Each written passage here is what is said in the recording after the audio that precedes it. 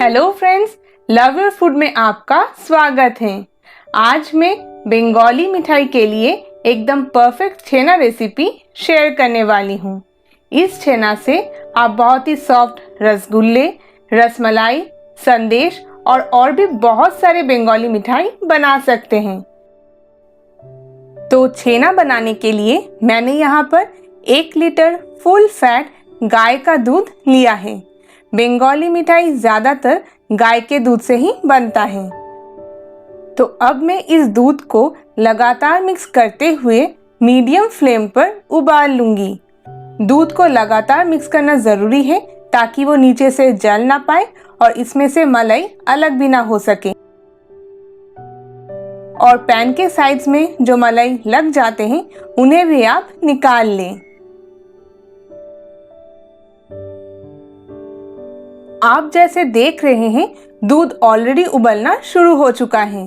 तो अब मैं गैस को बंद कर दूंगी और इसे 1-2 मिनट के लिए ठंडा कर लूंगी। दूध को फाड़ने के लिए मैंने यहाँ पर 2 नींबू के रस लिए हैं, जिसे डाइल्यूट करने के लिए मैंने इसमें 1 टेबलस्पून पानी मिलाया है।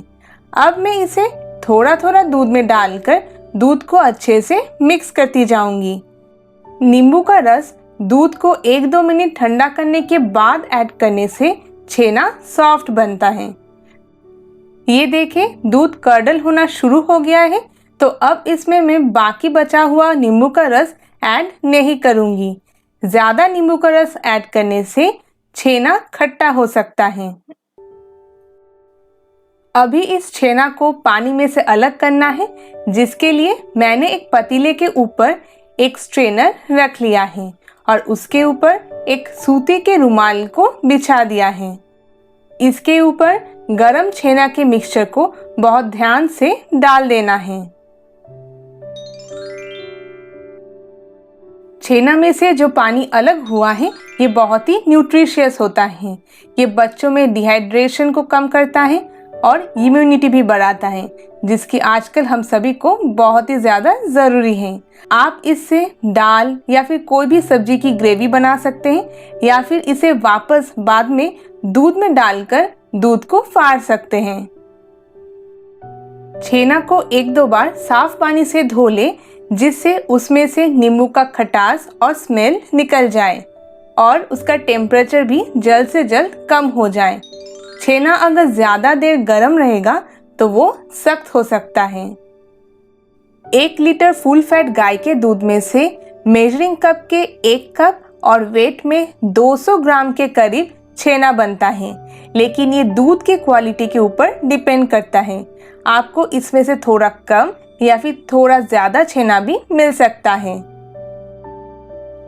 अब इस कपड़े को चारों तरफ से लेकर एक पोटली बना लें और फिर इसे घुमाकर हल्का प्रेशर देकर छेना में से जितना हो सके उतना पानी निकाल दें।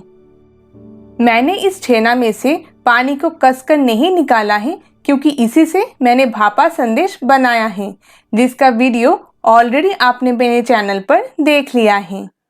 छेना में कितना पानी रहेगा ये आप कौन सी मिठाई बना रहे हैं उस पर डिपेंड करता है।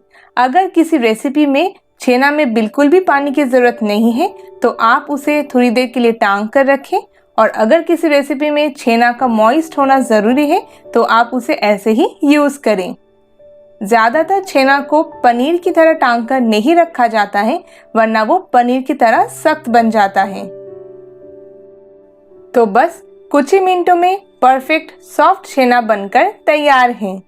आप इस छेना से कोई भी बंगाली मिठाई बना सकते हैं। मेरे चैनल पर संदेश रेसिपी और भापा संदेश रेसिपी ऑलरेडी है, जिसका वीडियो लिंक मैं डिस्क्रिप्शन बॉक्स में दे दूंगी।